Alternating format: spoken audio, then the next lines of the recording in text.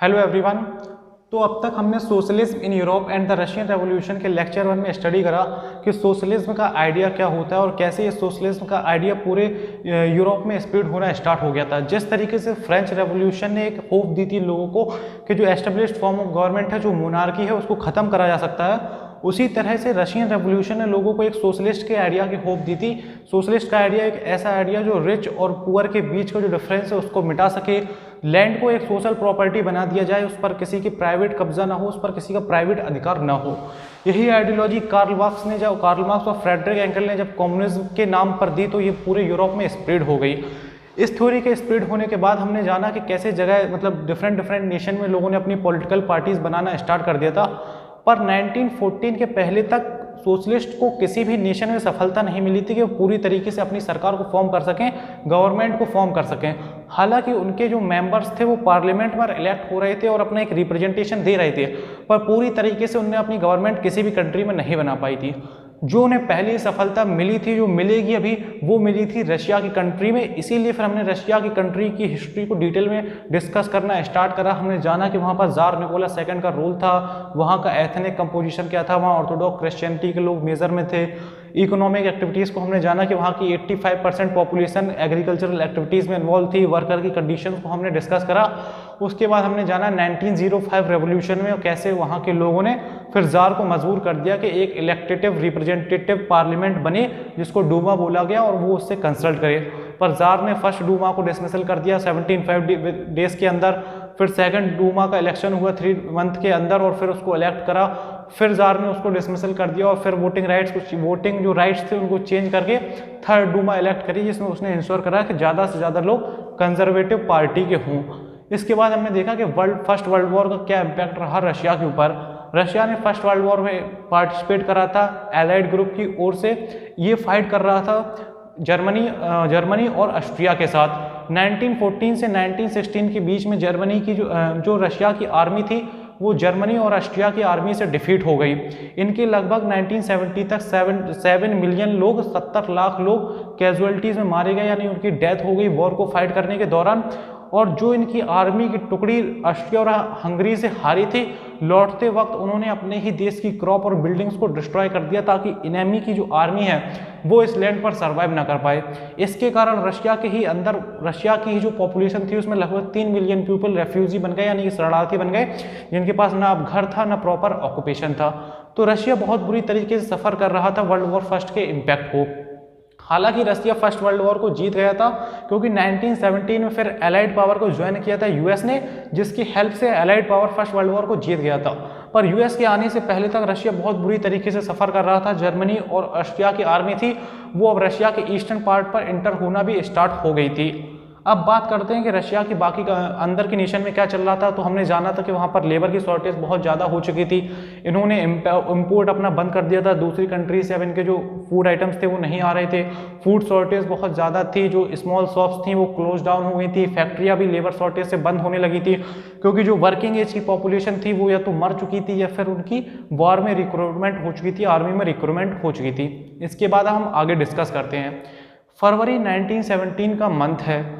Russia में वैसे ही फरवरी के मंथ में काफ़ी सर्दी होती है, पर 1970 एक एक्सेप्शनली कोल्ड ईयर है। बहुत चिलिंग कोल्ड हो रही है यहाँ पर, बहुत ही कड़ाके की सर्दी पड़ना फरवरी के मंथ में स्टार्ट हो चुकी है। रशिया के जो पेट्रोग्रेड शहर है, अब जो सेंट पीटर्सबर्ग था उसका नाम पेट्रोग्रेड हो चुका है क्योंकि सेंट पीटर्सबर्ग एक जर्मन वर्ड था, इसलिए वहाँ के लोगों ने नाम बदल कर पेट्रोग्रेड कर लिया था। तो जो पेट्रोग्रेड का शहर था वहाँ पर एक रिवर नीवा नाम की एक नदी बहती थी। ये नदी एक सोशल डिवीज़न का प्रतीक बन गई थी क्योंकि इसके लेफ्ट साइड पर तो सारे रिच लोग रहते थे। विंटर पैलेस था जो राजा का, वो भी लेफ्ट साइड पर था। जो रिच लोग थे, रिच लैंड ओनर्स थे, वो भी लेफ्ट साइड पर रहते थे। जो वर्किंग ऑफिशियल्स थे, जो हायर पोस्ट पर लोग थे, वो भी लेफ्ट साइड रहते थे। और जो डूमा की मीटिंग प्लेस थी जहाँ पर पार्लियामेंट बैठती थी वो भी लेफ्ट साइड में थी। और जितनी भी मतलब जो वर्कर्स थे वो सभी रिवर नीवा के राइट साइड में रहते थे। जितनी भी फैक्ट्रियाँ थी वो राइट साइड पे रहती थी। तो इसी कारण से जो रिवर नीवा थी वो एक सोशल डिवीजन का प्रतीक बन गई थी। तो कभी पूछा जाए कि why river Neva becomes a social symbol of social division, तो इसीलिए सोशल डिवीजन बन गई थी कि उसके राइट साइड पर तो सब पुअर लोग रहते थे और लेफ्ट साइड पर सारे रिच लोग रहते थे। वापस आते हैं फरवरी के मंथ में कि फरवरी के मंथ में इतनी ज़्यादा सर्दी तो पड़ ही रही थी और लोगों के पास ब्रेड की शॉर्टेज होने लगी थी, यानी उनके पास खाने का सामान तक नहीं बचा था, जो वर्कर क्लास की पॉपुलेशन थी, जो वर्कर्स थे। इसके बाद क्या हुआ, सीरीज ऑफ इंसिडेंट हुए, जिसके बाद एक फरवरी रेवोल्यूशन की स्टार्ट हुई, जिसने जो तानाशाही थी, जो राजाशाही थी, उसके सिस्टम को ख़त्म कर दिया। 22 फरवरी के दिन एक फैक्ट्री शटडाउन हो गई। 22 फरवरी के दिन एक मालिक ने किसी कारणों से अपनी फैक्ट्री को बंद कर दिया। जब वर्कर उठकर सुबह पहुंचे तो उन्हें पता चला कि फैक्ट्री बंद हो गई है, तो वर्कर्स बहुत ज़्यादा परेशान हो गए और उन्होंने एक प्रोटेस्ट को लीड कर दिया, वो स्ट्राइक उन्होंने अनाउंस कर दी। इसमें सबसे इंपॉर्टेंट बात ये थी कि पहली बार किसी प्रोटेस्ट को वुमेन्स ने लीड करा था। इस प्रोटेस्ट को जो आगे से लीड कर रही थी वो वुमेन्स कर रही थी, इसीलिए इस डे को आगे चलकर फिर इंटरनेशनल वुमेन्स डे के रूप में सेलिब्रेट करा गया। 23 फरवरी को पेट्रोग्रेड की सेंट पीटर्सबर्ग सिटी में कर्फ्यू इम्पोज कर दिया गया राजा के द्वारा, और जो प्रोटेस्टर थे वो 23 फरवरी को हट गए। 24 फरवरी को प्रोटेस्टर्स फिर से वापस आए और इस बार वो लार्ज नंबर में वापस आए। फिर 25 फरवरी को jar suspended the third Duma. 25 फरवरी को जार ने जो थर्ड डूमा थी उसको भी सस्पेंड कर दिया, उसको भी डिसमिस कर दिया। ऑलरेडी जार 2 डूमा को डिसमिस कर चुके थे। थर्ड डूमा को उन्होंने पहले ही इंश्योर करा था कि उसकी पावर मिनिमम रह गई थी, क्योंकि उसके ज़्यादातर मेंबर जो थे वो कंजर्वेटिव लोग आ चुके थे, लिबरल्स जो थे वो बहुत कम बचे थे, तो जार पहले ही उनसे कंसल्ट नहीं कर रहे थे। वॉर के एक भी मैटर पे जार ने जो डूमा थी उनसे एक भी सलाह मशवरा नहीं करा, और जो जार के खुद के एडवाइजर थे वो उन्हें पुअर एडवाइस दे रहे थे। तो लोगों में वैसे ही जार के प्रति एक नफरत की भावना डेवलप हो चुकी थी वर्ल्ड वॉर फर्स्ट के दौरान, और जार ने इधर थर्ड डूमा को डिसमिसल कर दिया, तो लोगों का गुस्सा बहुत ज़्यादा बढ़ गया। 26 February protester cross the river and start protesting on the street. जैसा कि मैंने बताया कि जो वर्किंग क्लास पीपल थी वो राइट साइड में रहती थी रिवर के, तो 26 फरवरी को उन्होंने रिवर को क्रॉस करा और लेफ्ट साइड में सेंट पीटर्सबर्ग की मेन जो बिल्डिंग्स थी उनकी स्ट्रीट पर प्रोटेस्ट करना स्टार्ट कर दिया। 26 February called the cavalry to oppress the protest. 27 फरवरी को राजा ने कैवलरी होती है, जो घोड़े वाली पुलिस होती है, जो घोड़े पर बैठकर आते हैं पुलिसमैन, उसको बोलते हैं कैवलरी, उसको ऑर्डर दिया कि इस प्रोटेस्ट को ऑपरेस कर दिया जाए, भले ही वायलेंस का यूज़ करना पड़े, फायरिंग का यूज़ करना पड़े, जैसा कि इन्होंने 1905 में किया था, जिसमें 100 वर्कर्स मारे गए थे, ब्लडी संडे का डे बनाया गया था। पर इस बार एक बहुत ही सरप्राइजिंग चीज़ देखने को मिली, जो कैवलरी के पुलिसमैन थे उन्होंने फायर करने से मना कर दिया। मना करने के कारण एक तो ये थे कि जो वर्कर्स थे उनकी डिमांड बहुत जायज़ थी, बहुत लेजिटिमेट डिमांड कर रहे थे वो, क्योंकि उनकी फैक्ट्रियाँ बंद हो गई, इतनी कड़ाके की सर्दी पड़ रही है, उनके पास ब्रेड की शॉर्टेज भी है। जो कैवलरी थी वो भी इंसान ही थे, और इम्पोर्टेंट एक बात यह है क्योंकि इस बार प्रोटेस्ट को वुमेन्स लीड कर रही थी, तो शायद इसीलिए उन्हें दया का भाव आया और उन्होंने फायरिंग नहीं की। जब उन्होंने फायरिंग नहीं की तो उनकी एक टुकड़ी जब वापस गई तो उनके जो सीनियर ऑफिसर्स थे उन्होंने इस बात पर बहुत गुस्सा किया कि तुमने फायरिंग क्यों स्टार्ट नहीं की, और जो इनकी टुकड़ी थी उसके एक मेंबर को शूट कर दिया, यानी एक पुलिसमैन को मार दिया जो उनके गवर्नमेंट के ऑफिशियल थे। तो इस पर क्या हुआ, आर्मी के अंदर भी गुस्सा बढ़ गया। जब उनके एक साथी को मार दिया गया तो आर्मी की 3 टुकड़ियाँ थीं, उन्होंने भी प्रोटेस्ट को ज्वाइन कर लिया, उन्होंने भी जो वर्कर्स का प्रोटेस्ट था उसको ज्वाइन कर लिया, और फिर उन्होंने एक पेट्रोग्रेड सोवियत यूनियन बना लिया, जिसके अंदर आर्मी के मेंस भी थे और वर्कर भी थे। जब दोनों ने हाथ मिला लिया तो जार को ये बात समझ में आ गई कि अब बहुत मुश्किल हो चुका है कि रशिया में वो अपनी तानाशाही को स्टार्ट कर सकें। Formation of Petrograd Soviet, tsar abdicated on 2 March. तो जब आर्मी के लोगों ने आर्मी की जॉब को छोड़कर वर्कर्स के साथ ज्वाइन कर लिया और फिर पेट्रोग्रेड सोवियत को फॉर्म कर लिया, यानी कि ऐसी यूनियन जिसमें आर्मी के लोग भी हैं और वर्कर्स के लोग भी हैं। 27 फरवरी तक ये चल ही रहा था। 2 मार्च को जार एब्डिकेटेड, यानी जार थे, उन्होंने अपना राजा का ताज त्याग दिया, अपना सिंहासन त्याग कर वो गायब हो गए, फ्ली कर गए, रसिया को छोड़कर जार भाग गए। जार के भागने के बाद फॉर्मेशन ऑफ प्रोविजनल गवर्नमेंट, जब जार वहाँ पर भाग गए तो फिर जो डूमा थी इलेक्टेड उसके कुछ मेंबर्स और कुछ इस पेट्रोग्रेड सोवियत जो फॉर्म हुई थी इसके कुछ मेंबर ने आकर एक प्रोविजनल गवर्नमेंट को फॉर्म करा। प्रोविजनल गवर्नमेंट एक इमरजेंसी फॉर्म ऑफ गवर्नमेंट होती है, यानी कि जब तक प्रॉपर इलेक्शन हेल्ड नहीं हुए, एक प्रॉपर गवर्नमेंट नहीं बनी है, तब तक देश को जो गवर्नमेंट चलाती है उसको प्रोविजनल गवर्नमेंट बोला जाता है। तो फिर ये डिसाइड किया गया कि जो रशिया का फ्यूचर है वो इलेक्शंस के थ्रू डिसाइड करा जाएगा, प्रॉपर इलेक्शंस हेल्ड होंगे और एक प्रॉपर गवर्नमेंट इलेक्ट होकर आएगी। पर जब तक वो गवर्नमेंट इलेक्ट होकर नहीं आती है तब तक प्रोविजनल गवर्नमेंट रशिया में रूल करेगी। जो प्रोविजनल गवर्नमेंट थी उसमें मेजॉरिटी ऑफ द पॉपुलेशन थी इंडस्ट्रियलिस्ट की, आर्मी पर्सन्स की, और जो एक्स मेंबर थे उनकी, जो डूमा के एक्स मेंबर थे, यानी कि इसमें इंडस्ट्रियलिस्ट जो रिच लैंड ओनर्स थे और आर्मी के लोग थे वो ज़्यादा पहुंच गए थे प्रोविजनल गवर्नमेंट में। इसके बाद राइज ऑफ व्लादिमीर लेनिन, तो ये मार्च का महीना चल रहा था जिसमें प्रोविजनल गवर्नमेंट फॉर्म हो चुकी थी। इसके बाद क्या हुआ कि जब प्रोविजनल गवर्नमेंट फॉर्म हो गई तो उन्होंने कुछ set of rules and regulation वहाँ पर इंप्लीमेंट करे। क्या क्या set of rules and regulation implement करे? जो भी सेंसर थी, जो राजा ने पाबंदियां लगा रखी थी ट्रेड यूनियंस पर और जो वर्कर्स के एसोसिएशन होते थे उन पर जो रिस्ट्रिक्शंस लगी थी उन्हें हटा दिया गया था। जो जार ने जो कैदी थे उन्हें बिना किसी बात के या प्रोटेस्ट करने की वजह से जेल में बंद कर रखा था उन्हें रिहा कर दिया गया। जब उन कैदियों को रिहा किया गया तो उसमें एक बहुत इंपॉर्टेंट कैदी बाहर निकल कर आई, व्लादिमीर लेनिन। एक इंपॉर्टेंट सवाल राइज होता है कि रशिया में इतनी बड़ी बड़ी रेवोल्यूशंस हो रही हैं, 1905 की रेवोल्यूशन हो गई, फरवरी रेवोल्यूशन हो गई, बोल्शेविक पार्टी के लीडर व्लादिमीर लेनिन कहाँ थे? तो व्लादिमीर लेनिन क्या थे, 1907 में इन्हें एग्जाइल कर लिया गया था, यानी ये जेल में बंद थे, सजा काट रहे थे। जब ये जेल में बंद थे तो उन्हें अपने दूसरे रेवोल्यूशनरीज के साथ अपने कॉन्टैक्ट एस्टेब्लिश करे और बहुत सारे रेवोल्यूशंस के साथ इनकी जान पहचान बढ़ी और इनका जो यूनियन था वो और मजबूत हो चुका था। तो अप्रैल के मंथ में जब ये रिहा हो गए 1917 में, तो ये अपने एग्जाइल से रिटर्न होकर वापस आए सेंट पीटरबर्ग में।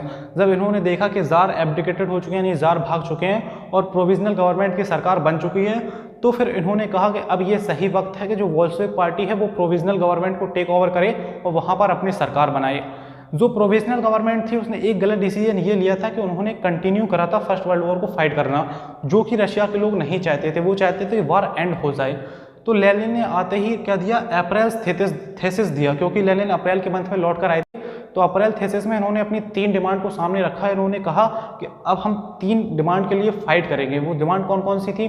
पहला तो इन्होंने कहा कि जो वॉर है, war brought down to be close with immediate effect, यानी कि तत्काल प्रभाव से वॉर को बंद करा जाए, यानी रशिया जो है वो वॉर से अपना हाथ खींच ले, वॉर से हट जाए। पहली डिमांड तो इन्होंने ये रखी। दूसरी डिमांड इन्होंने रखी जो लैंड है उसको डिक्लेयर करा जाए एज अ सोशल प्रॉपर्टी और जो लैंड है नोबल्स का उसको ट्रांसफर कर दिया जाए पीजेंट को। तीसरी डिमांड इन्होंने रखी कि जो बैंक हैं उनको नेशनलाइज करा जाए। तो इन 3 डिमांडों को बोला गया लेनिन थेसिस और अप्रैल थेसिस, क्योंकि अप्रैल के मंथ में लेनिन लौट कर आए थे। तो ये लेनिन की 3 डिमांड ही थी जिन्हें अप्रैल थेसिस बोला गया। ये बहुत ही एक स्टैंडर्ड क्वेश्चन है, काफ़ी बार पूछा जाता है, व्हाट आर अप्रैल थेसिस। तो अप्रैल थेसिस लेनिन की 3 डिमांड थी कि वॉर से रशिया को हटाया जाए, वॉर को ब्रॉट डाउन करा जाए, वॉर को क्लोज करा जाए विद इमीडिएट इफेक्ट, जो लैंड है उसको एक सोशल प्रॉपर्टी डिक्लेयर करा जाए और उसको डिस्ट्रीब्यूट कर दिया जाए पीजेंट के बीच में, और बैंक्स को नेशनलाइज कर दिया जाए। जो बोल्शेविक पार्टी के जो दूसरे मेंबर्स थे उन्होंने लेनिन को समझाया कि अभी ये सही वक्त नहीं है रेवोल्यूशन को लीड करने का। जब लेनिन ने कहा कि अभी सही वक्त है कि हम जो प्रोविजनल गवर्नमेंट है उसको टेक ओवर कर लें और अपनी सरकार बनाए, तो उन्होंने कहा कि रुको जरा, सब्र करो कि अभी तो फरवरी के मंथ में ही रेवोल्यूशन हुई है और इतनी जल्दी दूसरी रेवोल्यूशन के लिए रशिया की जो पॉपुलेशन है वो तैयार नहीं है, तो अभी हमें इंतज़ार करना चाहिए, सब्र करना चाहिए। पर आने वाले मंथ्स में जो हुआ उससे जो दूसरे मेंबर्स थे उनका विचार पूरी तरीके से बदल गया। लेनिन के आते ही पॉपुलैरिटी बहुत ज़्यादा इंक्रीज़ हो गई। लेनिन ने जगह जगह पर कैंपेन करे, रैलीज करी, भाषण दिए, अपनी ये जो डिमांड्स थी उनको बहुत ज़्यादा पॉपुलराइज करा। और लेनिन ने अपने जो मेंबर्स थे उनसे आर्ग्यू करा कि अब बोल्शेविक पार्टी का नाम बदल के कम्युनिस्ट पार्टी कर देना चाहिए। कम्युनिस्ट पार्टी क्यों कर देना चाहिए? कि अब लोगों को बिल्कुल क्लियर होना चाहिए कि जो हमारा मकसद है वो कम्युनिज्म है, यानी कि जो सोशलिज्म की आइडियोलॉजी है वो हमारा मकसद है। तो लोगों को बिल्कुल क्लियर होना चाहिए कि अब हम किन डिमांड्स के लिए फाइट कर रहे हैं। तो लेनिन ने आर्ग्यू करा कि बोल्शेविक पार्टी का नाम बदल के कम्युनिस्ट पार्टी कर देना चाहिए ताकि हमारा एम क्लियर हो सके। इसके बाद लेनिन ने जगह जगह पर रैली करी। लेनिन की जो पॉपुलैरिटी थी वो धीरे धीरे बढ़ती चली जा रही थी। जो लेनिन के सपोर्टर थे वो हर इंस्टीट्यूशंस में अब देखने को मिल रहे थे, यहाँ तक कि आर्मी के भी कुछ लोग थे वो भी लेनिन को अब सपोर्ट करने लगे थे। इसके बाद अक्टूबर रेवोल्यूशन 1970 के मंथ में ही, फरवरी के बाद एक अक्टूबर रेवोल्यूशन की शुरुआत होने लगी, वहाँ की नींव रखने लगी थी। 16 अक्टूबर को जो लेनिन थे उन्होंने सोवियत, जो पेट्रोग्रेड सोवियत थी, पेट्रोग्रेड सोवियत क्या थी, जो आर्मी और वर्कर्स ने मिलकर यूनियन बनाई थी फरवरी रेवोल्यूशन के टाइम पर, उसको अप्रोच करा और उनसे बात कर उनको एग्री कर लिया अपने साथ आने के लिए और जो प्रोविजनल गवर्नमेंट है उसको गिराने के लिए। इसके बाद लेनिन ने अपने जितने भी भरोसे के लोग थे, जितने भी सपोर्टर्स थे, उनको बुलाया और फिर उन्होंने एमआरसी को अपॉइंट करा। ये आरसी क्या है? Military revolutionary committee. इसका हेड बनाया गया लियोन ट्रोट्स्की को। ये इंपॉर्टेंट है कि 16 अक्टूबर 1917 को लेनिन ने एक तो पेट्रोग्रेड सोवियत को एग्री कर लिया, अपने साथ ले लिया उन्हें तो प्रोविजनल गवर्नमेंट को गिराने के लिए। दूसरा उसने एमआरसी को अपॉइंट करा, जिसका उसने लीडर बनाया लियोन ट्रोट्स्की को, क्योंकि सारा काम तो व्लादिमीर लेनिन कर नहीं सकते थे, इसलिए उन्होंने एमआरसी को अपॉइंट करा। एमआरसी को अपॉइंट इसलिए करा था कि आर्मी के हेल्प से जो प्रोविजनल गवर्नमेंट है इसकी पावर को सोशल सीजर करा जाएगा, इसकी पावर को सीज कर देंगे, यानी इनके जो मिनिस्टर्स हैं उनको हम अरेस्ट कर लेंगे और इस गवर्नमेंट को मजबूर कर देंगे कि वो पावर को लीव करें और फिर इस तरीके से हम अपनी गवर्नमेंट को फॉर्म कर लेंगे। ये सब चल रहा था सेंट पीटर्सबर्ग में। जो कंट्री साइड था, जो रूरल एरिया था, वहाँ पर जो डिमांड्स थी पीजेंट की कि जो नोबल्स का लैंड है उसको हमें ट्रांसफ़र करा जाए, वो डिमांड भी बहुत तेज़ी से बढ़ने लगी थी। जो पीजेंट है उन्होंने क्या करा, जो नोबल्स था कहीं कहीं पर उनके लैंड को सीज कर दिया, यानी उनके लैंड पर कब्जा भी कर लिया था। लगभग जुलाई के मंथ में उन्होंने कब्जा करना स्टार्ट कर दिया था, जुलाई से सितंबर के बीच में। दूसरा, प्रोविजनल गवर्नमेंट क्या एक्शन ले रही थी, तो प्रोविजनल गवर्नमेंट भी जो लेनिन की पॉपुलैरिटी थी उससे काफ़ी परेशान थी और उनके जो कैंपेन थे, जो रैलियाँ होती थी, उनको अपोज करना स्टार्ट कर दिया। जो बोल्शेविक पार्टी थी इसके काफ़ी जो लीडर्स थे उनको अरेस्ट कर लिया, काफ़ी लीडर्स इनके अंडरग्राउंड हो गए। इसीलिए इन्होंने जो अक्टूबर रेवोल्यूशन है इसकी डेट को सीक्रेट रखा था। व्लादिमीर लेनिन ने 16 अक्टूबर को पेट्रोग्रेड सोवियत को एग्री कर लिया, एमआरसी को अपॉइंट कर दिया, लेकिन ये नहीं बताया कि हम कब रेवोल्यूशन स्टार्ट करेंगे। इसके बाद 24 अक्टूबर को क्या हुआ, जो प्रोविजनल गवर्नमेंट थी उसने बोल्शेविक के 2 न्यूज़पेपर की जो बिल्डिंग थी, यानी कि ये न्यूज़पेपर के थ्रू अपने मैसेज को एक जगह से दूसरी जगह भेजते थे, अपने फेवर में न्यूज़ छापते थे, उनके 2 न्यूज़पेपर को सीज कर दिया और इनके फिर से लीडर्स को अरेस्ट करना स्टार्ट कर दिया। इसके रिस्पॉन्स में जो एमआरसी थी, जो मिलिट्री रेवोल्यूशन कमेटी थी, उसने भी इन जो प्रोविजनल गवर्नमेंट थी इनके ऑफिसेस को सीज करना स्टार्ट कर दिया, क्योंकि ये जो अब आर्मी थी ये 2 टुकड़ों में बढ़ चुकी थी, एक जो लेनिन को सपोर्ट कर रही थी, एक जो प्रोविजनल गवर्नमेंट को सपोर्ट कर रही थी। तो जो आर्मी लेनिन को सपोर्ट कर रही थी उसकी हेल्प से एमआरसी ने गवर्नमेंट की बिल्डिंग को सीज करना स्टार्ट कर दिया। और जो रिवर थी नीवा, वहाँ से एक जहाज आया जिसका नाम था अरोरा शिप, जिसमें कौन थे, एमआरसी के लोग थे, व्लादिमीर लेनिन के सपोर्टर थे।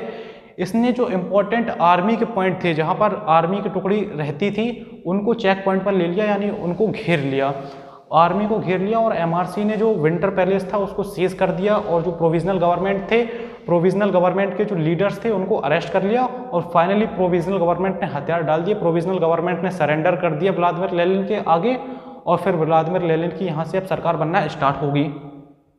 Took over the power by December they control the Moscow. तो ये सब हुआ था अक्टूबर के मंथ में कि उन्होंने पेट्रोग्रेड की सिटी पर तो कब्जा कर लिया था। पेट्रोग्रेड क्योंकि रशिया की कैपिटल थी तो ये एक इंपॉर्टेंट सिटी थी। सिमिलरली फिर उन्होंने दूसरे शहरों में इसी तरीके से अपनी पावर को बढ़ाकर जो सोशल सीजर था, यानी कि जो प्रोविजनल गवर्नमेंट के लोग हैं उनको सरेंडर करने के लिए मजबूर कर दिया और दिसंबर का मंथ आते आते तक उन्होंने मॉस्को भी कैप्चर कर लिया था।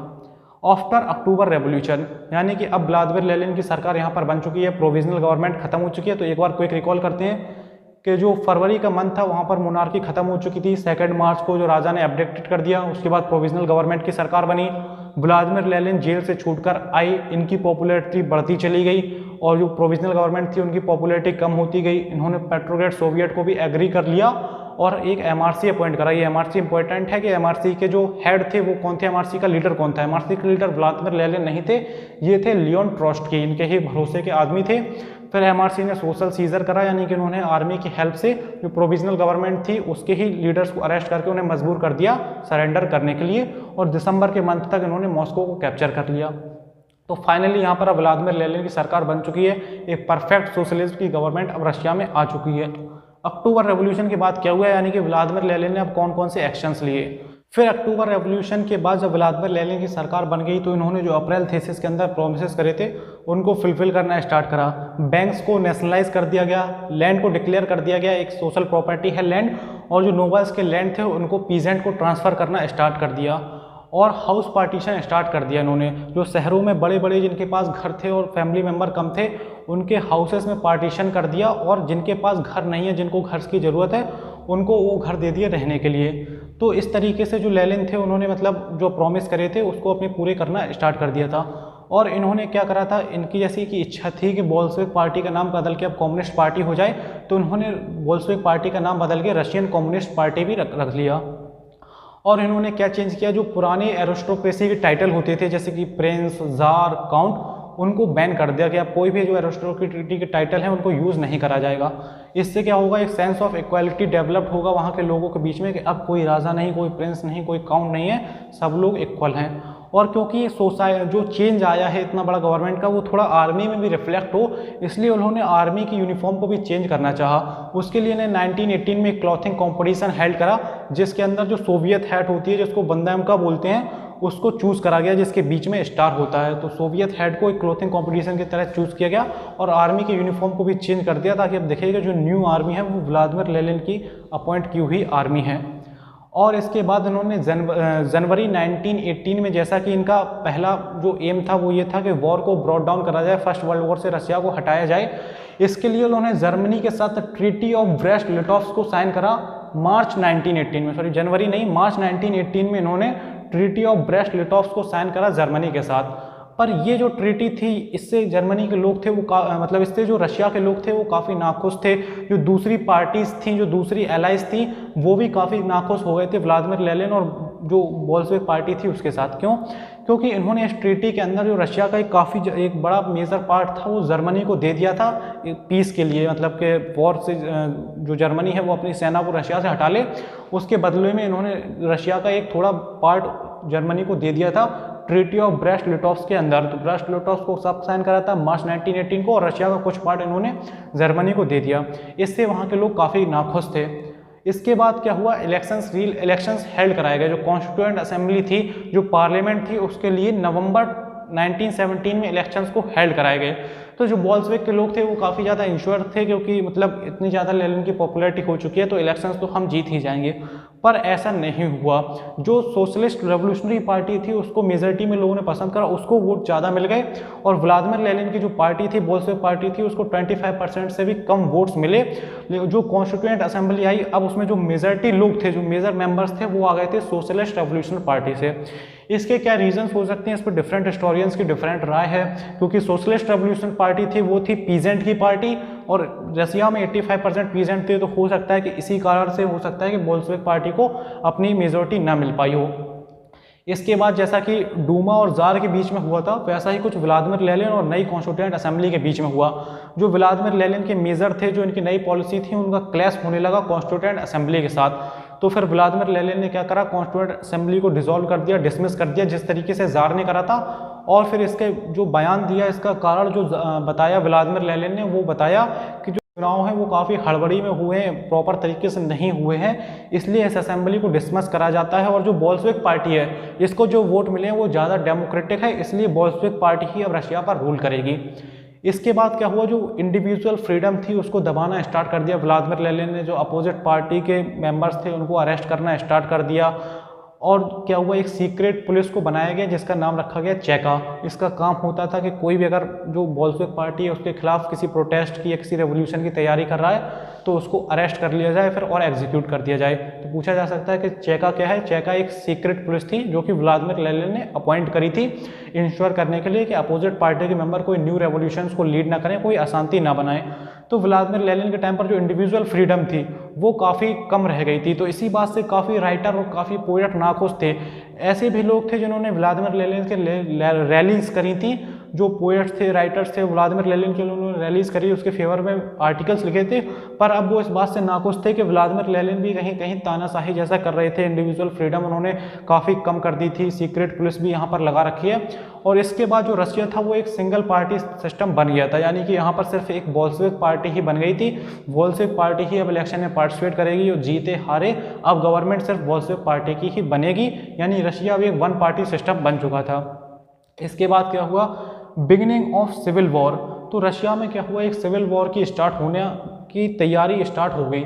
सिविल वॉर क्या होता है, सिविल वॉर होता है गृह युद्ध। जब एक कंट्री दूसरी कंट्री के साथ वॉर फाइट करती है तो उसको बोलते हैं वॉर। पर जब एक नेशन के अंदर अपने ही लोग आपस में लड़ने लगते हैं तो उसको बोलते हैं सिविल वॉर, गृह युद्ध, यानी एक नेशन के अंदर ही वॉर फाइट होने लगता है।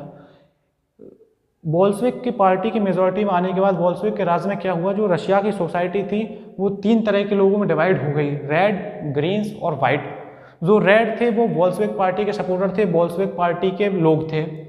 जो ग्रीन्स थे ये थे नॉन बोल्शेविक सोशलिस्ट, यानी ऐसे सोशलिस्ट जो सोशलिस्ट में बिलीव रखते हैं पर जो बोल्शेविक पार्टी का सपोर्ट नहीं करते हैं। जो वाइट्स थे ये थे प्रो जारिस्ट। प्रो जारिस्ट यानी कि जार को पसंद करने वाले लोग थे। जार तो हालांकि चले गए थे पर उनके सपोर्टर्स अभी भी रशिया में थे, नंबर में कम थे पर अभी भी ये लोग थे। तो रशिया की सोसाइटी में 3 तरीके के लोग हुए थे, रेड, ग्रीन, वाइट। रेड यानी कि जो बोल्शेविक पार्टी के सपोर्टर थे, ग्रीन यानी कि जो नॉन बोल्शेविक सोशलिस्ट रेवोल्यूशनरी थे, यानी कि जो सोशलिस्ट में बिलीव रखते थे, क्रांतिकारी में बिलीव रखते थे, पर जो बोल्शेविक को सपोर्ट नहीं करते थे। और इसके बाद थे वाइट्स। वाइट्स यानी कि प्रोजारिस्ट, जो राजा को पसंद करते थे, अभी भी जो जार को मिस कर रहे थे। तो इसके बाद रेड और वाइट्स में क्लैशेस होना स्टार्ट हो गए। रेड और वाइट के बीच में रशिया के अंदर ही फाइट स्टार्ट हो गई, जगह जगह पर इनकी लड़ाई होने लगी। जो वाइट थे, जो राजा को मिस कर रहे थे, इनको सपोर्ट किया दूसरी कंट्रीज़ ने। ब्रिटेन और जापान ने अपने ट्रूप्स, अपनी कुछ आर्मी की टुकड़ियां वाइट को सपोर्ट करने के लिए भेजी। ऐसा इन्होंने क्यों किया? जापान, फ्रांस और ब्रिटेन ने ऐसा क्यों किया कि उन्होंने वाइट्स को सपोर्ट करा? उन्होंने वाइट्स को इसलिए सपोर्ट करा क्योंकि वो नहीं चाहते थे कि रशिया एक एग्जाम्पल बने सोशलिज्म की आइडियोलॉजी का। वो नहीं चाहते थे कि हमारी कंट्रियाँ भी इस सोशलिज्म की आइडियोलॉजी के लिए कहीं रेवोल्यूशन स्टार्ट कर दें, क्योंकि ये कंट्रियाँ अभी तक कैपिटलिस्ट थी, यानी कि ये पूंजीवादी थी। यहाँ पर जो ज़्यादातर पैसा था वो अमीर लोगों के पास था, गरीबों का शोषण हो रहा था। ब्रिटेन में तो वैसे ही इंडस्ट्रियलाइजेशन सबसे पहले आया था, तो जो इंडस्ट्रीज़ थी वो प्राइवेट इंडिविजुअल ही ओन कर रहे थे। तो ये नहीं चाहते थे कि जो रशिया है वो एक दूसरा फ्रांस बने, कि जिस तरीके से फ्रांस ने लोगों को एक होप दी मोनार्की को हटाने के लिए, ऐसे ही रशिया भी लोगों को होप दे कि सोशलिज्म की सरकार बन सकती है। तो इसी के लिए जो ब्रिटेन, फ्रांस और जो जापान थे, उन्होंने अपनी आर्मीज़ को भेजा, अपने ट्रूप्स को भेजा, छोटे नंबरों में भेजा लेकिन ट्रूप्स को भेजा कि वो वाइट्स को सपोर्ट करें। तो वाइट्स और रेड्स में जब सिविल वॉर स्टार्ट हुआ तो इनिशियली वाइट्स काफ़ी ज़्यादा पावरफुल हो गए थे, क्योंकि एक तो इनका जो आर्मी थी, आर्मी में ग्रीन और वाइट के लोग अभी भी बहुत ज़्यादा थे। मोस्ट ऑफ द आर्मी को ग्रीन और वाइट कंट्रोल कर रहे थे, और जब इन्हें दूसरे नेशन से भी सपोर्ट मिला तो ये काफ़ी ज़्यादा स्ट्रांग हुए और रेड थोड़ा डिफीट होने की स्थिति में आ गए। पर एक इन्होंने गलती कर दी, जैसा कि मैंने बताया था कि जब व्लादिमीर लेनिन की पॉपुलैरिटी इंक्रीज हो गई थी तो उस टाइम पर गांव में जो पीजेंट थे उन्होंने डिमांड इंक्रीज कर दी थी कि जो नोबल्स का लैंड है वो हमें ट्रांसफ़र कर दिया जाए, और कहीं कहीं पर उन्होंने जो नोबल्स का लैंड था उसको सीज कर दिया था। तो जो ये वाइट लोग थे जो राजा को पसंद करते थे, इनकी कुछ एक टुकड़ी ने ऐसे लोगों के साथ, जो पीजेंट के लोग थे जिन्होंने लैंड को सीज कर लिया था, उनके साथ बहुत हार्श ट्रीटमेंट करा, उनके घर जला दिए और उनके जो फैमिली मेम्बर्स थे उनको मर्डर तक कर दिया। जब उन्होंने ये करा तो जो ग्रीन रेवोल्यूशनरी थे, इसके अंदर क्या पीजेंट भी थे, बहुत सारे पीजेंट थे ग्रीन रेवोल्यूशनरी के अंदर, सोशलिस्ट रेवोल्यूशनरी पार्टी के सपोर्टर्स थे जिनकी कॉन्स्टिट्यूएंट असेंबली बनी थी। तब इन्होंने देखा कि जो वाइट हैं वो गलत कर रहे हैं पीजेंट के साथ, तो पीजेंट का एक बड़ा ग्रुप ट्रांसफर कर गया रेड के साथ। फिर उन्होंने बोल्शेविक पार्टी को सपोर्ट करना स्टार्ट कर दिया। और बोल्शेविक पार्टी को किसका सपोर्ट मिला? एक तो मिला ग्रीन के जो पीजेंट थे उनका सपोर्ट मिलना स्टार्ट हो गया, दूसरा मुस्लिम जेडिस्ट का सपोर्ट मिला।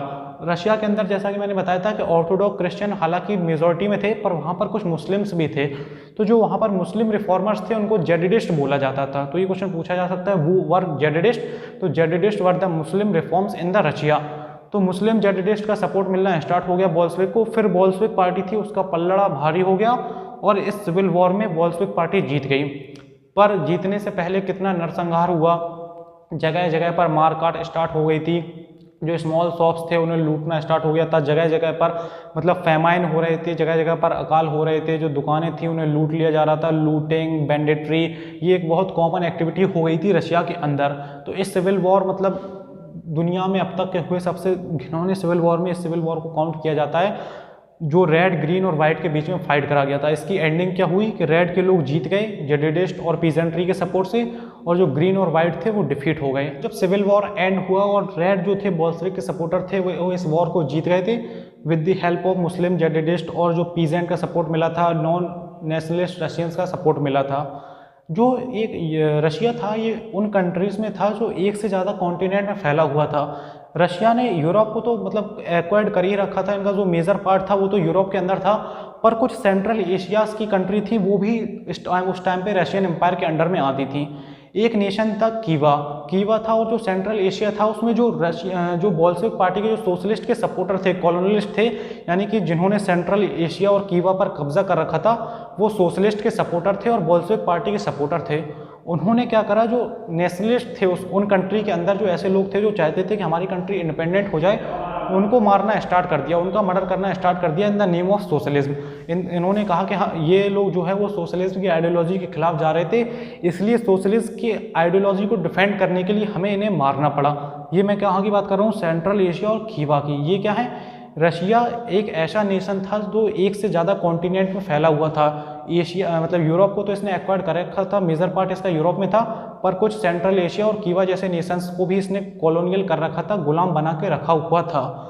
तो वहाँ पर जो सोशलिस्ट के सपोर्टर थे उन्होंने नेशनलिस्ट को जब मार दिया तो फिर लोग कंफ्यूज होने लगे कि सोशलिज्म क्या है, ऐसी क्या आइडियोलॉजी है जिसकी वजह से इतना खूनखार स्टार्ट हो रहा है। ये आइडियोलॉजी का तो मकसद था कि समाज में पीस आएगी, पर इससे तो इतना ज़्यादा खून खराबा हो रहा है। इसी के चलते जब बोल्शेविक पार्टी की विक्ट्री हो गई तो फिर उन्होंने यूएसएसआर को फॉर्म करा। यूएसएसआर क्या था? Union of Soviet socialist Republic. 1922 दिसंबर में उन्होंने यूएसएसआर को फॉर्म करा। ये डेट इंपॉर्टेंट है कि यूएसएसआर कब फॉर्म हुआ, दिसंबर 1922 में। यूएसएसआर का फुल फॉर्म क्या है? Union of Soviet socialist Republic. यानी फिर लेनिन ने एक ऐसे देश का गठन किया जिसको फिर डिक्लेयर कर दिया गया कि ये सोवियत सोशलिस्ट देश है, यानी कि अब रशिया को पूरी तरीके से एक सोशलिस्ट कंट्री डिक्लेयर कर दिया गया। और जो सेंट्रल एशिया और जो कीवा जैसे नेशन थे जिनको कॉलोनाइज कर रखा था, उनको पॉलिटिकल ऑटोनॉमी प्रोवाइड कर दी। पॉलिटिकल ऑटोनॉमी यानी उन्हें अब इजाज़त दे दी कि वो अपनी सरकार को अपने तरीके से चलाएं, क्योंकि वहाँ पर जितने डेथ हुए थे उसको डिफेंड करने के लिए ऐसा लेनिन ने करा। मतलब जो गलती हुई थी उसको सुधार करने के लिए उन्होंने पॉलिटिकल ऑटोनॉमी प्रोवाइड कर दी और union of Soviet socialist Republic का गठन करा, यानी एक ऐसा देश जिसको पूरी तरीके से अब सोशलिस्ट डिक्लेयर कर दिया गया है। Making a socialist society 5 year plan. इसके बाद बहुत ज़्यादा डेवलपमेंट देखने को मिला रशिया के अंदर व्लादिमीर लेनिन के रूल के अंदर। जगह जगह पर डेवलपमेंट देखने को मिला। इंटेंसिव कंस्ट्रक्शन एक्टिविटी यहाँ पर स्टार्ट हुई। बहुत ज़्यादा फैक्ट्रीज बनाए गए, बहुत ज़्यादा जो अच्छे हाउसेस थे, अच्छी कंस्ट्रक्शन साइट थी, उनको बनाया गया। 5 ईयर जो प्लान है, जो इंडिया में भी जो गवर्नमेंट का 5 ईयर प्लान होता है उसको रशिया से ही अडॉप्ट करा गया था हमारे कॉन्स्टिट्यूशन में। तो 5 ईयर प्लान के अंदर क्या रखा गया? 5 साल का एक गोल रखा गया कि 5 साल में हम ऑफिशियल्स, जैसे कि मान लीजिए कोई मिनिस्टर, जितने भी मिनिस्टर हैं उनको 5 साल तक चुनेंगे, फिर उन्हें टास्क देंगे डेवलपमेंट से रिलेटेड और 5 साल में उनकी समीक्षा करी जाएगी, उन्हें रिव्यू करा जाएगा। तो 5 ईयर प्लान को इम्प्लीमेंट करा जाने लगा, बजट बनाने स्टार्ट हो गए और बजट को इम्प्लीमेंट करा गया। जगह जगह पर नई नई बिल्डिंग्स बनाई गई, यूनिवर्सिटीज़ खोले गए। ऐसी यूनिवर्सिटीज़ खोली गई जिनमें सोशलिज्म को पढ़ाया जाने लगा, स्कूल्स खोले गए। कुल मिलाकर बहुत ज़्यादा डेवलपमेंट हुई रशिया के अंदर। रशिया जो कि एक बैकवर्ड कंट्री माना जाता था, वो सोशलिस्ट कंट्री बनने के बाद बहुत ज़्यादा डेवलप कर रहा था। इसके बाद क्या हुआ? स्टेलिनिज्म एंड कलेक्टिवाइजेशन। ये इसके बाद एक टॉपिक, मतलब स्टेलिनिज्म और कलेक्टिवाइजेशन के आने के बाद मैं एक और टॉपिक बताता हूँ कि जब रशिया में व्लादिमीर लेनिन की गवर्नमेंट बनी तो डेवलपमेंट तो बेशक बहुत ज़्यादा हुई, कंस्ट्रक्शन साइट बहुत ज़्यादा हुई, पर जो वर्कर्स थे उनकी कंडीशन अभी भी पूरी तरीके से नहीं सुधरी थी। इसका एक एग्जाम्पल दिया जाता है कि रशिया के अंदर 3 साल के अंदर एक बहुत बड़े स्टील के प्लांट को, स्टील की इंडस्ट्री को सेटअप कर दिया गया था। कैसे सेटअप कर दिया था कि वर्कर्स से दिन रात काम करवाया गया। जो वर्कर्स की जो बेसिक डिमांड थी कि वर्किंग आवर को रिड्यूस कर दिया जाए, वो अभी सभी जगह पर इम्प्लीमेंट नहीं हुआ था, तब जब वर्कर्स की खुद की पार्टी अब रूल कर रही थी। वर्कर्स को अभी भी जगह जगह पर एक्सप्लॉयटेशन का सामना करना पड़ रहा था, उनके पास अभी भी रहने की सही जगह नहीं थी, पुअर सैनिटाइजेशन कंडीशंस उनके पास थी, 16 आवर्स उन्हें एक डे में काम करना पड़ रहा था। कंक्लूजन यही है कि व्लादिमीर लेनिन की गवर्नमेंट आने के बाद भी जो वर्कर्स की प्रॉब्लम्स थी वो पूरी तरीके से अभी तक सॉल्व नहीं हुई थी। इसके बाद स्टेलिनिज्म एंड कलेक्टिवाइजेशन। रशिया में सभी चीज़ें काफ़ी ठीक चल रही थी, रशिया काफ़ी ज़्यादा डेवलप कर रहा था, पर 1924 में लेनिन की डेथ हो गई। व्लादिमीर लेनिन की 1924 में डेथ हो गई। फिर जो बोल्शेविक पार्टी थी उसको हेड करा स्टालिन ने। स्टालिन कौन थे? ये बोल्शेविक पार्टियां का है, रशियन कम्युनिस्ट पार्टी जो अब बन चुकी है, उसी के एक मेंबर थे। इनको उस पार्टी का अब हेड बनाया गया और फिर स्टालिन ने क्या करा? कलेक्टिवाइजेशन के प्रोग्राम को इम्प्लीमेंट कर दिया। ये बहुत स्टैंडर्ड क्वेश्चन है, हर बार मतलब स्कूल के एग्जाम में तो पूछे जाता है कि एक्सप्लेन स्टालिन कलेक्टिवाइजेशन प्रोग्राम। तो स्टालिन के टाइम पर रशिया में क्या हुआ? फूड की शॉर्टेज आ रही थी, ग्रेन की शॉर्टेज आ रही थी। उसको काउंटर करने के लिए स्टालिन ने एक योजना, एक तरीके की पॉलिसी लॉन्च करी जिसको बोला गया स्टालिन कलेक्टिवाइजेशन। स्टालिन कलेक्टिवाइजेशन के तहत स्टालिन ने मतलब ऐसा उनके मंत्रियों ने उन्हें इन्फॉर्म करा कि जो बड़े रिच फार्मर्स हैं वो स्टॉक लगा लेते हैं ग्रेन्स का, वो अपने यहाँ स्टॉक कर लेते हैं ताकि जब ग्रेन्स के प्राइस हाई हो जाए तब उसको सेल करते हैं। 2 इंपॉर्टेंट वर्ड आए हैं, फिर से उनको डिस्कस कर लेते हैं, कुलकास एंड कुलखोज। तो कुलकास रशिया में बोला जाता था जो वेल टू डू पीजेंट होते थे, जो रिच पीजेंट होते थे, और कुलखोज बोला जाता था कलेक्टिव फार्मिंग को, यानी छोटे छोटे लैंड को मिलाकर जो फार्मिंग करी जाती थी उसको कलेक्टिव, जो फार्म्स होते थे मतलब छोटे छोटे खेत मिलकर जो बड़ा खेत बन जाता था उसको बोला जाता था कुलखोज, और कुलका बोला जाता था जो वेल टू डू पीजेंट होते थे। तो कुछ टर्मिनोलॉजीज है जिनको याद रखना चाहिए, जैसे कि जेडिडिस्ट वर्ड है, कुलका वर्ड है, कुलखोज वर्ड है, जार है, काउंट है। मतलब काउंट इनका क्या था, एक एरिस्टोक्रेसी का टाइटल था। तो ये टर्मिनोलॉजी पर कभी कभी पूछ लिया जाता है कि what is meant by kulak, what is meant by kolkhoz. तो कुल्का कौन थे, well to do farmers. Kulaks क्या थे, कलेक्टिव फार्म, जो छोटे छोटे मिलकर जो बड़ा खेत बन जाता था उसको बोलते थे कुलखोज। तो जो अब आते हैं फिर वापस से स्टैलिन कलेक्टिवाइजेशन पर। तो स्टैलिन ने ये नोटिस करा कि जो कुल्कास हैं, जो वेल टू डू फार्मर्स हैं, वो जो फूड ग्रेन्स हैं उनको स्टोर कर कर रख लेते हैं, और जब फूड ग्रेन्स के प्राइस हाई हो जाते हैं तब उसको सेल करते हैं। तो इस प्रॉब्लम को सॉल्व करने के लिए उन्होंने क्या करा, फूड ग्रेन के प्राइजेस को फिक्स कर दिया। उन्होंने कहा कि इतने ही दाम पर अब इन्हें जो फार्मर्स हैं उन्हें फूड ग्रेन्स को बेचना पड़ेगा। और उन्होंने कलेक्टिवाइजेशन के प्रोग्राम को इम्प्लीमेंट करा कि जो फार्मर्स के छोटे छोटे लैंड हैं उनको मिलाकर एक बड़ा लैंड बनाया जाएगा, और फिर गवर्नमेंट उसको मॉनिटर करेगी। यानी कि जो भी उस पर फार्मिंग करेंगे उस पर जो भी प्रोडक्शन होगी वो गवर्नमेंट को उन्हें बेचना पड़ेगा, जो गवर्नमेंट ने प्राइस फिक्स करे हैं, और फिर गवर्नमेंट उनके बीच में प्रॉफिट को डिस्ट्रीब्यूट करेगी। इसको बोला गया स्टैलिन कलेक्टिवाइजेशन। लेकिन जो रशिया के पीजेंट थे, जैसा कि हम जानते हैं कि वो मासूम पीजेंट नहीं थे, उन्होंने 1905 में नोबल्स का मर्डर किया हुआ है, लैंड सीज कर रखे हैं बाइडर के, तो काफ़ी ज़्यादा रेवोल्यूशनरी पीजेंट थे रशिया के अंदर।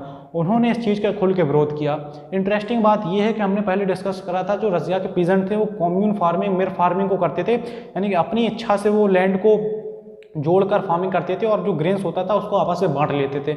लेकिन उन्हें जोर जबरदस्ती पसंद नहीं थी। जब स्टैलिन ने ये चीज़ जोर जबरदस्ती से करना चाही तो उन्होंने इसका विरोध करा, और उन्होंने कहा कि हम ऐसा नहीं करेंगे। मतलब हम एक तो अपने जो फूड ग्रेन्स हैं उनको कम दामों में, फिक्स दामों में नहीं बेचेंगे, और गवर्नमेंट हमें मतलब हमारे ऊपर दबाव नहीं डालेगी कि हमें अपने लैंड को किस तरीके से फार्मिंग करना है, किस तरीके से प्रैक्टिस करना है। इसका विरोध करने के लिए जो आके रशियन के पीजेंट थे उन्होंने अपने जानवरों को मारना स्टार्ट कर दिया, अपने जो कैटल्स थे उनको स्लॉटर्ड कर दिया और उनको मार डाला। रशिया के अंदर लगभग 1/3 जो कैटल्स थे उनकी हत्या कर दी गई, उनको स्लॉटर्ड कर दिया गया। और फिर क्या हुआ, जो स्टैलिन थे उन्होंने इसको काउंटर करने के लिए पीजेंट को अरेस्ट करना स्टार्ट कर दिया। उन्होंने कहा अगर हमारी बात नहीं मानी जाएगी तो पीजेंट को उन्होंने जगह जगह पर अरेस्ट करना स्टार्ट कर दिया, जो उनके कलेक्टिवाइजेशन के प्रोग्राम को नहीं मान रहे थे। तो इसी दौरान लगभग बहुत सारे, लगभग 3 से 4 मिलियन लोगों को उन्होंने अरेस्ट कर लिया। बहुत सारे पीजेंट जेल के अंदर चले गए। जब पीजेंट जेल के अंदर चले गए, कैटल की डेथ हो चुकी है, तो अब फार्मिंग करेगा कौन? तो फार्मिंग करने के लिए पीजेंट ही नहीं बचे।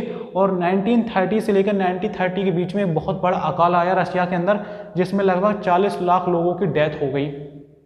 और जो स्टैलिन ने लोग अरेस्ट करे थे वो एकदम रैंडम करे थे। राइटर्स को भी अरेस्ट कर लिया, पोएट्स को भी अरेस्ट कर लिया, पीजेंट को भी अरेस्ट कर लिया, और उन पर बहुत ज़्यादा अत्याचार करा गया, और उनसे मतलब जो गुनाह उन्होंने किए नहीं थे वो भी कबूल करवाए गए, उन्हें वो भी परसुएट करने पड़े।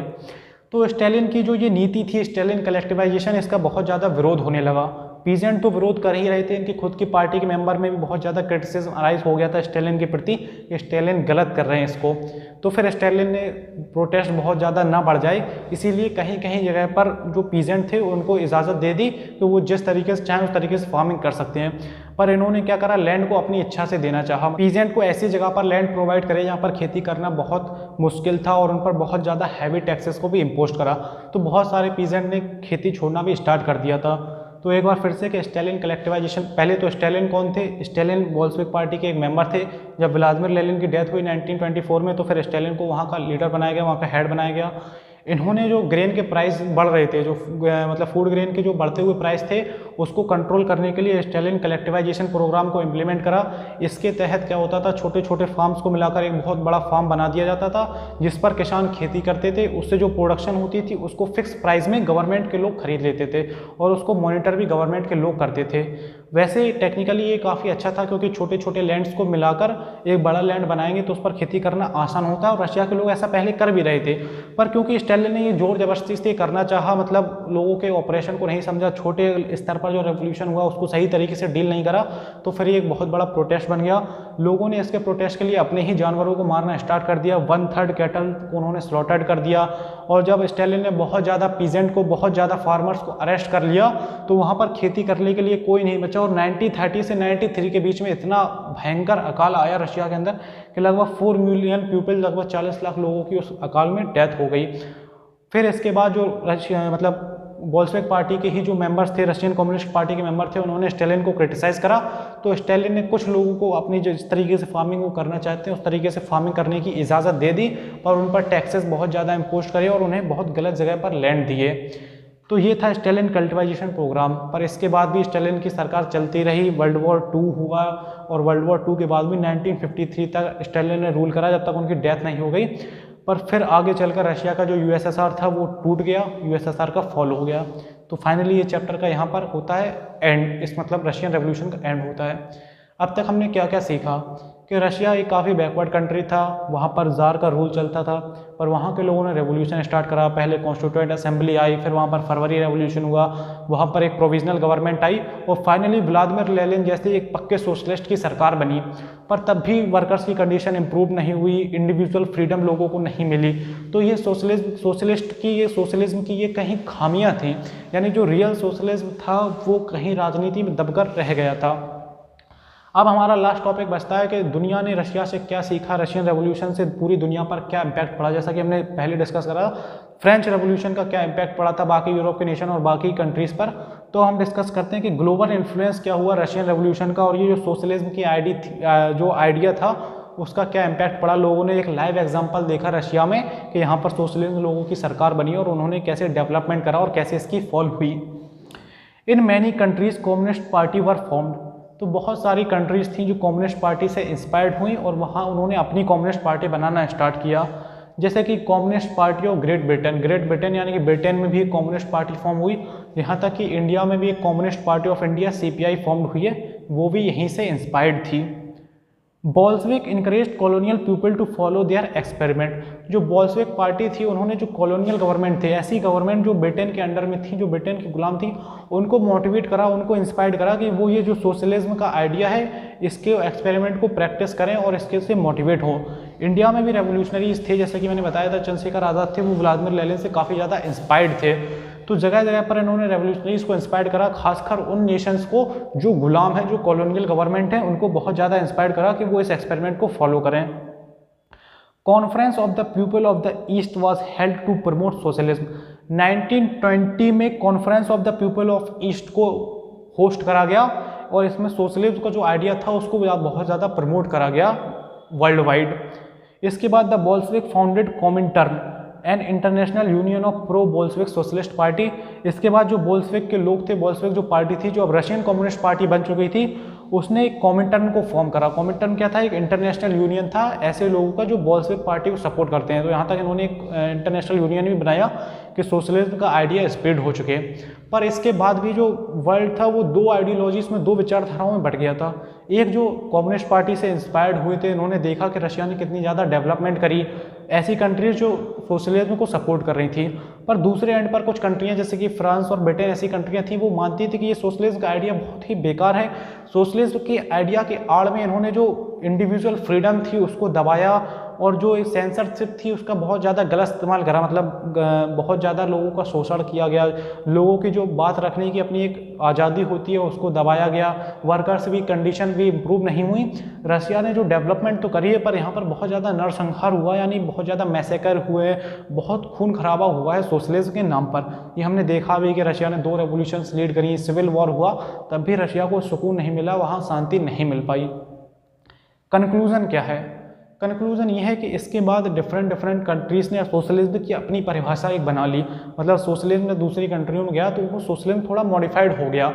जो बेसिक सोशलिज्म था वो यही था कि सब लोग अपनी मेहनत के अनुसार काम करेंगे और अपनी ज़रूरत के अनुसार प्रॉफिट में को डिस्ट्रीब्यूट कर लेंगे। कोई बहुत ज़्यादा रिच नहीं होगा, कोई बहुत ज़्यादा पुअर नहीं होगा। पर जब ये दूसरी कंट्री में गया तो इसकी परिभाषा थोड़ी बहुत चेंज हो गई। जैसे कि इंडिया में 1976 में 42th अमेंडमेंट के अंदर सोशलिस्ट वर्ड को इंडियन कॉन्स्टिट्यूशन में ऐड किया गया। पहले जो कॉन्स्टिट्यूशन बना था, जो हमारे फ्रीडम फाइटर थे उन्होंने जो कॉन्स्टिट्यूशन बनाया उसमें सोशलिस्ट वर्ड को इंक्लूड नहीं करा गया था। पर 1976 में इंडिया में सोशलिस्ट वर्ड को इंक्लूड करा गया कि इंडिया को एक सोशलिस्ट कंट्री बनाने का प्रयासरत करा जाएगा। पर इंडिया में तो हम देखते हैं कि आज भी फैक्ट्रीज हैं, प्राइवेट प्रॉपर्टी आज भी होती है। तो इंडिया में सोशलिज्म की परिभाषा थोड़ी अलग है। हमारे यहाँ सोशलिज्म में सूडो सोशलिज्म है, पार्शियल सोशलिज्म है। हमारे यहाँ सोशलिज्म के कौन कौन से सिग्निफिकेंस देखने को मिलते हैं? जैसे कि हमारे यहाँ जो रिच लोग होते हैं उनसे टैक्सेस ज़्यादा लिए जाते हैं, जिसकी सैलरी जितनी ज़्यादा होती है उससे उतना ज़्यादा टैक्स लिया जाता है। और उस टैक्स से क्या होता है, जो पुअर सोसाइटी होती है उसके लिए कल्याणकारी योजनाएं बनाई जाती हैं, उनके डेवलपमेंट के लिए उस पैसे को खर्च किया जाता है। तो इसी के तरीके से डिफरेंट कंट्रीज़ ने सोशलिस्ट के आइडिया को अपने तरीके से परिभाषित करके अडॉप्ट कर लिया। अगर क्या होता कि अगर रशियन रेवोल्यूशन ना होती तो दुनिया को पता नहीं चलता कि सोशलिज्म भी एक आइडियोलॉजी है जिससे सरकार चल सकती है, और हो सकता है फिर जो जार का रूल चला आ रहा था वही रूल चला रहता। तो इसीलिए रशियन रेवोल्यूशन हमारे लिए इम्पोर्टेंट थी कि इसने दुनिया को सोशलिज्म की आइडियोलॉजी का एक प्रैक्टिकल एग्जाम्पल दिखाया। पर फिर भी जो रशिया इतना डेवलप कर रहा था उसका 1953 के बाद फॉल हो जाता है। ये सोशलिज्म की एक करारी हार थी कि इतने खून खराबे के बाद भी सोशलिज्म ज़्यादा सस्टेन नहीं कर पाया। तो कुछ कंट्रीज़ ने तो माना कि रशिया ने काफ़ी ज़्यादा डेवलपमेंट करी, सोशलिज्म एक अच्छी आइडियोलॉजी है, पर कुछ लोगों ने माना कि रशिया में बहुत ज़्यादा खून खराबा हुआ है, इंडिविजुअल जो फ्रीडम था उसको भी ऑपरेस्ट करा गया है। तो फाइनली ये चैप्टर हमारा कंप्लीट हुआ। फिर से एक क्विक रिकॉल कर लेते हैं जल्दी से। सोशलिज्म का आइडिया जो था वो धीरे धीरे यूरोप में स्टार्ट होने लगा था। जैसे लोगों ने फ्रेंच रेवोल्यूशन में एक होप देखी थी कि मोनार्क फॉर्म ऑफ गवर्नमेंट को हटा सकते हैं, वैसे ही रशियन रेवोल्यूशन ने सोशलिज्म के आइडिया की होप लोगों को दिखाई। कार्ल मार्क्स और फ्रेडरिक एंगल ने अपनी थ्योरी दी सोशलिज्म कम्युनिज्म से रिलेटेड, तो इससे आइडिया और ज़्यादा पॉपुलर हुआ। 1914 के पहले रशिया में सभी पॉलिटिकल पार्टीज इलीगल थी। फिर कम्युनिस्ट पार्टी जो मतलब बोल्शेविक जो सोशल डेमोक्रेटिक पार्टी थी वो फॉर्म हुई, सोशल रेवोल्यूशन पार्टी फॉर्म हुई। सोशल डेमोक्रेटिक पार्टी टूटकर बोल्शेविक और मेंशेविक में बनी। बोल्शेविक के लीडर थे व्लादिमीर लेनिन। इसके बाद 1905 में रेवोल्यूशन हुआ, जिसके बाद डूमा को फॉर्म करा गया। जार थे, उन्होंने पहली डूमा डिसॉल्व करी, दूसरी डूमा डिसॉल्व करी। फिर इसके बाद वर्ल्ड वॉर फर्स्ट का बहुत ज़्यादा नुकसान देखने को मिला रशिया के अंदर। फिर इसके बाद फरवरी रेवोल्यूशन हुई, जिसके बाद जार 2 मार्च को भाग गए और फिर वहाँ पर प्रोविजनल गवर्नमेंट का राज आ गया। व्लादिमीर लेनिन अप्रैल के मंथ में लौट के आए। इन्होंने अपनी कुछ डिमांड रखी, इनकी पॉपुलैरिटी वहाँ पर बहुत ज़्यादा राइज हुई और इन्होंने जो आर्मी थी उसकी हेल्प से एमआरसी का गठन किया और एमआरसी की हेल्प से सोशल सीजर कर लिया। प्रोविजनल गवर्नमेंट के जो लीडर थे उनको घुटने टेकने पर मजबूर कर दिया और फिर दिसंबर के मंथ तक इन्होंने मॉस्को पर भी कब्जा कर लिया।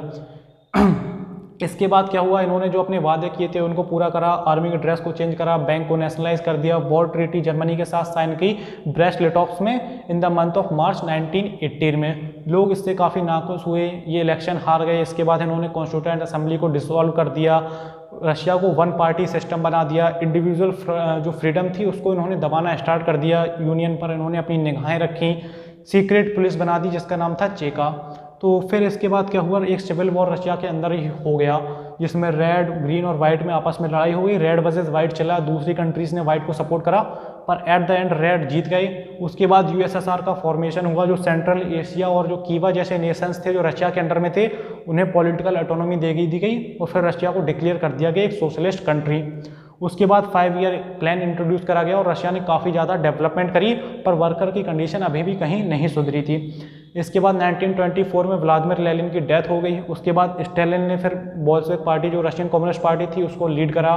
इन्होंने कलेक्टिवाइजेशन प्रोग्राम को इम्प्लीमेंट करना चाहा, फूड ग्रेन के जो प्राइस थे उसको फिक्स करना चाहा और छोटे छोटे लैंड को मिलाकर बड़ी फार्मिंग करनी चाहिए। इसमें 2 इंपॉर्टेंट टर्म थे, कुलकोस और कुलखा, पर इनका विरोध होने लगा। रशियन जो पीजेंट थे उन्होंने बहुत बड़े लेवल पर इसका विरोध करा, अपने 1/3 जो कैटल्स थे उनको स्लॉटर्ड कर दिया और बहुत ज़्यादा पीजेंट को इन्होंने अरेस्ट करा, इसलिए वहाँ पर खेती करने वाले लोग ही कम बचे थे। तो 1930 से 1933 के बीच में एक बहुत बड़ा फैमान आया जिसमें रशिया के 4 मिलियन लगभग 40 लाख लोगों की डेथ हो गई। इसके बाद फिर इनकी सरकार चलती रही, वर्ल्ड वॉर 2 हुआ, 1953 तक स्टालिन चलते रहे और उसके बाद फिर यूएसएसआर का फॉल हो गया। ग्लोबल इन्फ्लुएंस क्या था उसको हमने डिस्कस करा कि इन्होंने दुनिया को क्या मैसेज दिया और दुनिया ने इनसे क्या सीखा। तो फाइनली ये चैप्टर हमारा कंप्लीट हुआ। ये चैप्टर काफ़ी इंपॉर्टेंट है, इससे काफ़ी क्वेश्चंस पूछे जाते हैं और ये जो लिबरल रेडिकल्स जैसे टर्म्स हैं ये हमें हर चैप्टर में देखने को मिलेंगे। हर रेवोल्यूशन में सोसाइटी जो है वो लिबरल्स, रेडिकल और कंजर्वेटिव में डिस्ट्रीब्यूट हो जाती है जहाँ भी मोनार्की फॉर्म ऑफ गवर्नमेंट होता है। तो इस चैप्टर के कॉन्सेप्ट दूसरे चैप्टर में भी हमें देखने को मिलते हैं। तो फाइनली ये चैप्टर हमारा कंप्लीट हुआ। Thank you.